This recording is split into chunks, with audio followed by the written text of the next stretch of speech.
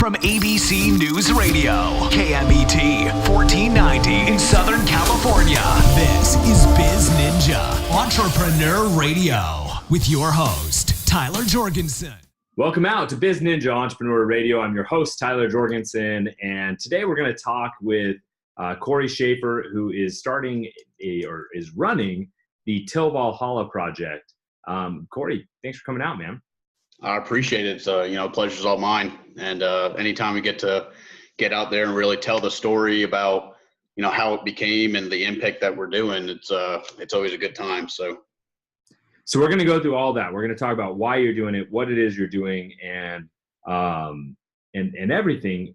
For people that don't know, what does even Til Valhalla mean? What is Valhalla? So Til Valhalla, or Valhalla, is Norse mythology. It actually stands for Hall of the Slain, or the Hall of the Slain. And a lot of people don't understand actually what that means, or, the whole mythology behind it. So the people who do actually understand what it means, the name is like, oh yeah, that's awesome. Other people, it's just a name. Sure. So we say that a lot in the military, whether it's, Marine Corps, Army, or whatever, but we typically say Til Valhalla brother or Til Valhalla sister when somebody passes away, because in Norse mythology, when like the Vikings would go into battle and then they would be slain in battle, they would go to the halls of Valhalla, where they would live an envious lifestyle and fight alongside the gods, and all their wounds would be healed and all this other stuff. So it's a way of saying, like, until we meet again, right? And sending them off to a place of that positivity, right? Yeah, exactly. A great, an envious life, an envious afterlife. Gotcha. So that's where the term comes from. So when you say Til Valhalla brother, you're basically saying, hey, we're going to regroup and we're going to live this life, this envious lifestyle together. Gotcha. Okay, so now let's take it back. Now that we have a backstory, right.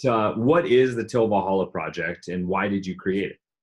So Til Valhalla Project is a company that sells products to make plaques for the families of fallen heroes, and then our members actually go out and surprise these families and hand deliver them to the families. And these are fallen heroes who have passed away 5, 10, 15 years ago, where these families may have the feeling of maybe their fallen hero that was killed in 2004 has been forgotten, or that people aren't saying his name as much as they would like.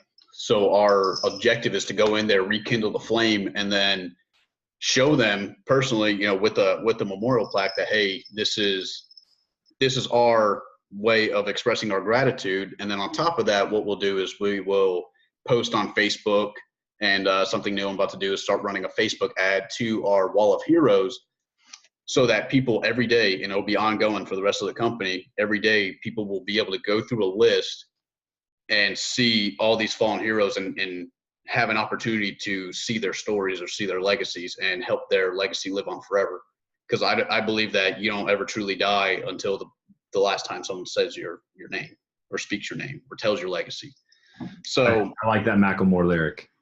Right, there you go. So that's the objective of it. And then how it started was never planned. I had a buddy of mine right after I got out, and right after he got out, he took his life. And he was one of my best friends in the military, and somebody that you would never think, day in and day out, like you would, and them and you talk to them, you would never think that they would do that. So it never crosses your mind until you wake up to the news. So I had already began my entrepreneurial journeys, and I had a vinyl company. I had a vinyl and laser engraving company, and we did some 3D printing too.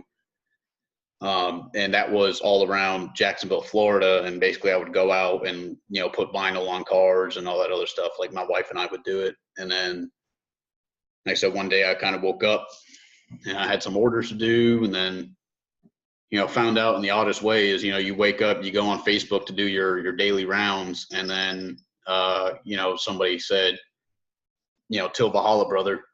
And I saw a picture of him, and I said, no way. I said, there's no way. He just talked to me. And that's basically, once that happened, what I did was I was having a rough time dealing with it, and I began drinking heavily. And I was drinking one night and decided that, I was like, hey, I got a piece of wood. I was like, I think I know, I think I can make a plaque. So I put together the materials and made a plaque that I could hang on my wall. And then once I woke up and I was sober and all this other fun stuff, I looked at it and I was like, yeah, I can't keep that. There's no way. I can't have that around. So I shipped it out to his mother. And I contacted his mother and said, hey, I wanted you to have this. I can't bear to look at it. And I posted that on Facebook or she posted it on Facebook, and then everybody wanted one. Everyone was like, hey, can I have the same thing? And I was like, okay, sure. I started making them, selling them for like $50 or something like that. And they were taking, it was completely cost ineffective. They were taking me a day to make, and I was making $50. So I cut off all my other orders from my other company, basically told everybody like, hey, I can't do it. And then wow. That's right. Waking up my dog too. Yeah. I got Cujo over here.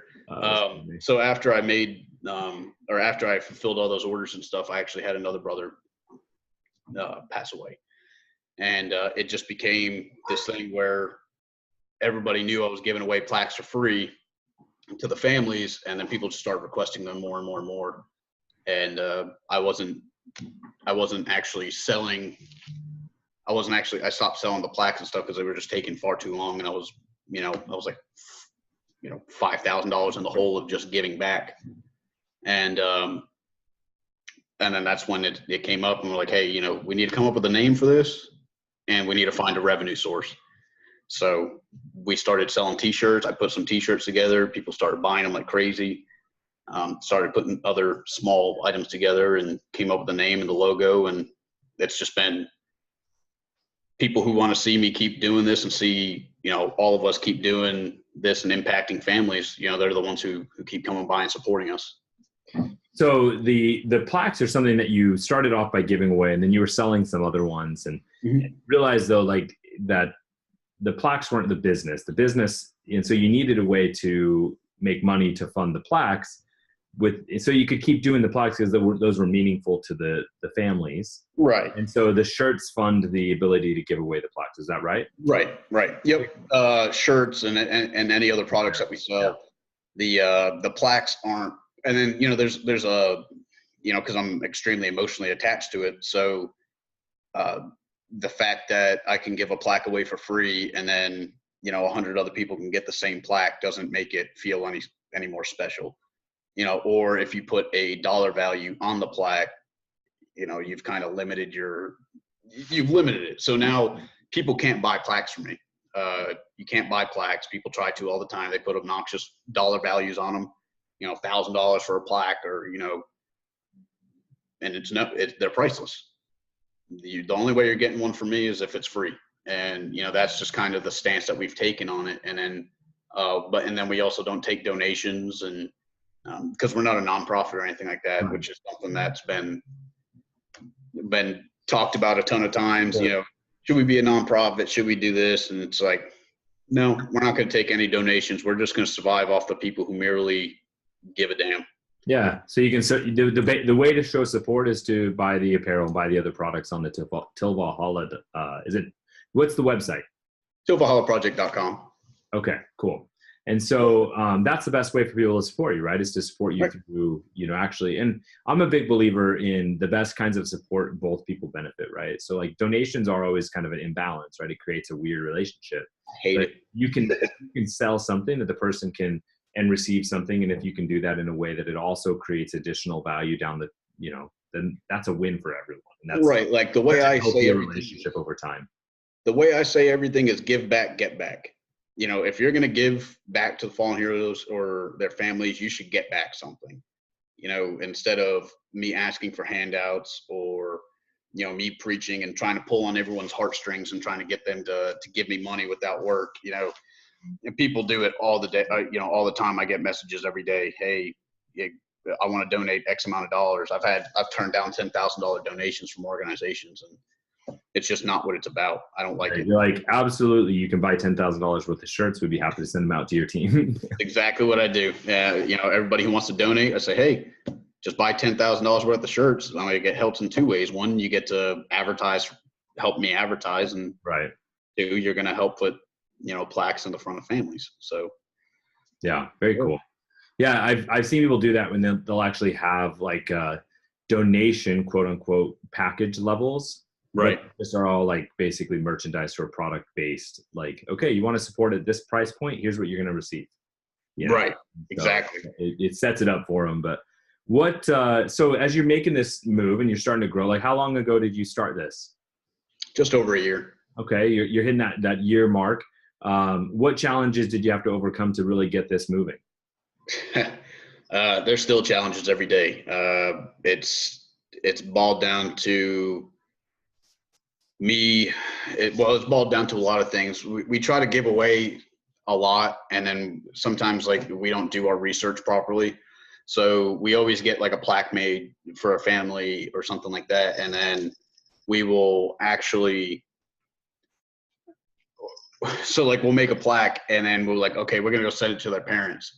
And then when we go to send it, it turns out like their parents are split up, and then I have to make another plaque, and they take me, X amount of hours to do, and it's like, oh man, or or they've created like a little bit of a family feud type thing, and but the way that we're going to do that is start creating a more barrier to entry for the plaques, because when you offer anything for free, everybody in the world's going to take it, and if there's no barrier to entry, then, that's not a business model. Everything in the world is just going to be free. Sure. And so I've turned it to the membership. So people pay me $10 a month to help fund the plaques. And, I give them a free shirt, and then, that's a shirt that they're going to use if they're going to hand deliver. So basically, if you sign up for the $10 membership, you're able to hand deliver plaques. You're basically volunteering to hand deliver plaques. And then you're also contributing directly to the memorial plaques and their families and stuff like that. So that's my barrier to entry, because those members are now the only ones that can request plaques. I see. Very cool. And except for like some other ones, like I'll probably make another registration where I'll only accept, 5 fallen heroes for the month. Yeah. Something like that. Well, but and you can create barriers to entry through, they have to submit a video application, or they have to do, create, other types of things where they have to show a level of interest or put some time into it. Right. Yeah. I didn't think of that. Yeah. I didn't think of that, but that's phenomenal. And the thing is, I think that the biggest problem that we've ran into is me having a huge identity crisis of what I actually want the company to be. Yeah. That's tough. Yeah. It's really tough. And it still jumps around from time to time. So as of right now, what's the vision? That's the hard part. It's, like I said, when you have something that you want to give away for free, and you have so much, emotional connection to it, it's hard to say no to people. For instance, I have families, who lost their son, 2 years ago. Hey, I would love to get a plaque made. And I have to be like, well, you're not a member, and, basically, and it kills me. So I eventually just make them a plaque. So I'm trying to figure out really where I envision this company at the top level. Like when it's operating at its top optimized level, what does it look like? And to me, that looks like we're making custom apparel for people. So basically, if you want to get a ton of, 15 shirts made for your company, you go through Til Valhalla Project. We can either put a sleeve on it or not, but either way, you're going through a company that's going to then take those proceeds and then give back with them. Okay. So one is doing custom apparel for people. 2 is our apparel line. And then basically we want to have a ton of people signed up, kind of like the NRA, I guess, is my closest idea. Kind of have people signed up like the NRA, where they're there year round supporting. But if you call upon them, or if you need somebody to take action, you have a list of people to take action. So if I need this plaque delivered in California, I could send this to somebody and they can go do it. And basically I need to create a system where it's constantly revolving, where I always have people out there hand delivering plaques, and there's no hiccups or downs and all that. But basically, sell products, give back, and just keep doing that. So you're at the point, you're a year into it where you've tested the project, you tested the idea. You're at the point now where you need systems and processes and all of those things to start falling into place so you can scale and still be able to keep that same personal experience to the people that are, interacting with your company, but still be able to not, without having that personal experience hold you back. That sounds like kind of right. Because I personally hand deliver plaques. Like I've done it quite a few times, and it's fairly time consuming. 100% worth it though. Once you actually get to talk to the families and stuff, it's fantastic. But how to get hundreds of thousands of other people to do that and make sure that they're going to do it right, and that whoever the other person is that you're giving access to a fallen hero's info, isn't a psychopath, so can't just let anybody or everybody handle it. That makes sense. So you just need to have people with good heads on their shoulders to do this. Yeah. And so you've got, several different, prongs of your business where you have, the donation and the giveaway side. And then you also have the operational and product-based side. Do you guys do your own printing and your own product in-house? Okay. So what, as you've been doing that, that kind of is a translation or a step evolution from your last company. What advice do you have to others who are just getting started in some kind of a business of that type? Of what type? Like printing and just more traditional, right? Like, I mean, you guys have this core part of your business, and then you also have, the social give back side of it. And that may not be something that's going to be so unique, right? So I'm curious, like just from a business perspective, what are some of the lessons that you've learned that you'd pass on to someone else? Honestly, they're some of the most simple ones, but obviously it all goes back to just doing. Like, there's a million ideas out there. There's a million books you can read that'll give you huge keys to how to run successful businesses. But if you don't do it, or if you never implement it, then they're just books. Yep. So the biggest things I've ran into was, or the biggest things that have made the biggest success is you need to have a good product that people like, no matter what your brand is. You want to sell to cold traffic, or you want to sell to people who don't know who your brand is, but will just like the product either way, because the more exciting your product is, the less it costs to advertise. So, having a great product, finding your customer avatar essentially is, and figuring out exactly who your clients are, because you're going to spend a lot of time working with people.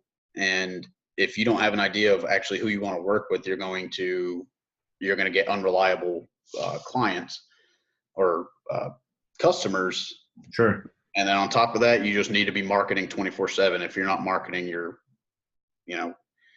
and there's a difference to me between, being in business and being busy, because it's easy to get busy. I can check 1,000 emails a day and do all this other stuff. But if I'm not actually working to reach out and actually change the revenue or increase revenue, then you're not in business, you're just busy. So yeah, absolutely.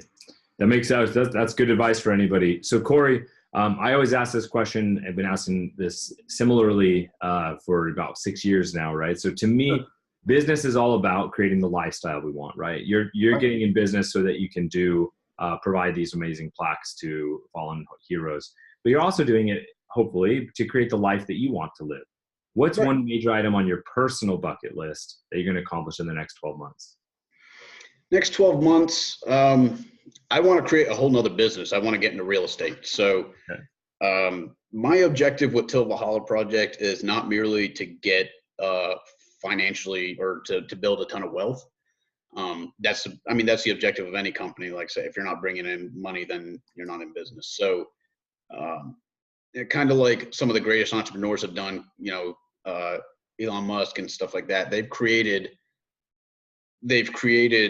wealth in other companies, but utilized that to build the companies that they truly want to be in. Yep.